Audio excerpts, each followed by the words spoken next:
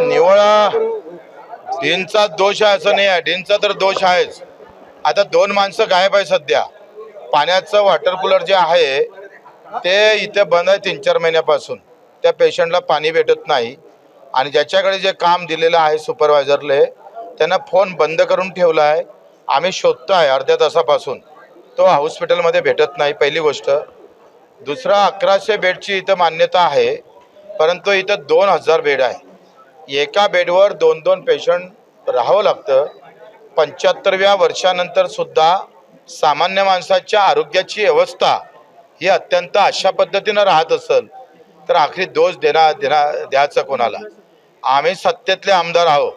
आता असं असताना सुद्धा बोललं तर पुन्हा म्हणाल का तुम्ही तर आमच्या सत्तेच्या विरोधात बोलताय.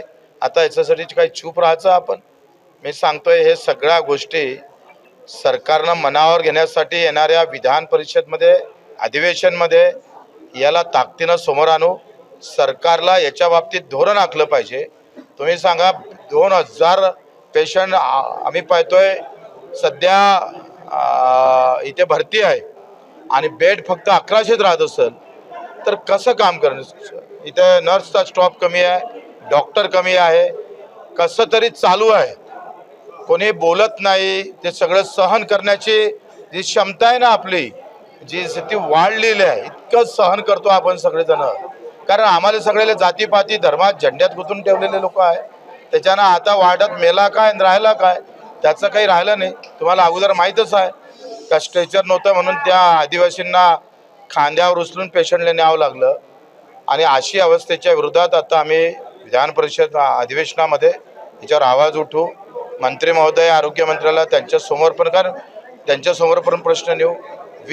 मला वाटते आरोग्यासाठी बजेटमध्ये जेवढी तरतूद ठेवायला पाहिजे त्याच्या 25-50% सुद्धा तरतूद केल्या जात नाही आणि त्याच्यामुळे हे सगळे परिणाम सामान्य माणसाला भोगावं लागतं.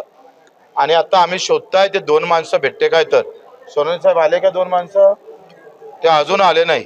म्हणजे ते हॉस्पिटलमध्ये काम करतं का हॉस्पिटलच्या बाहेर काम करतं ही अवस्था आहे. आरोग्यमंत्री आमच्या याच्यावर लक्ष घालन, यांनी लक्ष घालावं. तुम्ही जर दुरुस्त यांनी केलं नाही तर 1 महिन्यानं पुन्हा येऊ आणि तेव्हा ॲक्शन मूडमध्ये येऊ. हे मात्र खरं आहे. आमच्याकडे पिण्याच्या पाण्याचं विद्युतीकरणाचं ते दिसतच नाही. हॉस्पिटलमध्ये मिसिंग आहे, कर्मचारीच मिसिंग आहे.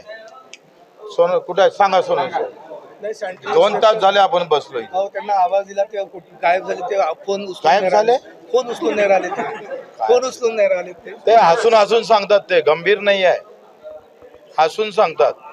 फोन उचलत नाही, फोन बंद आहे.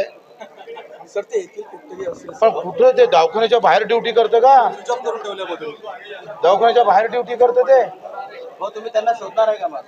हो, ते यांना घेऊन शोधतोय आम्ही. चला साहेबांशी मी आता बोलणार आहोत का तुम्ही भाजपाचे गणमान्य नेते आहे. असं असताना जर इथली अवस्था अशी होत असेल तर त्यांनी ते मनावर घेतलं पाहिजे. एवढं त्यांना नक्की आम्ही सूचना करू. आता आउटसोर्सिंग कंपनीवाल्यांनी एवढा वांदा करून ठेवले का त्यांचे माणसं प्रॉपर लोक येत नाही. दुसरेच सही मारतं, तिसराच काम करतं, मग चौथा घरी बसून पगार घेतं. अशी एकंदरीत व्यवस्था आहे. कार्यकर्त्याला पोसाचं, कार्यकर्त्याला घरी घेऊन पगार भेटला पाहिजे. त्याच्यासाठी सत्ता आली पाहिजे. सत्तेतला थोडासा वाटा कार्यकर्त्याले, 75 वाटा नेत्याले आणि जनतेच्या नशिबात मात्र दुःख आहे. अशी अवस्था आहे.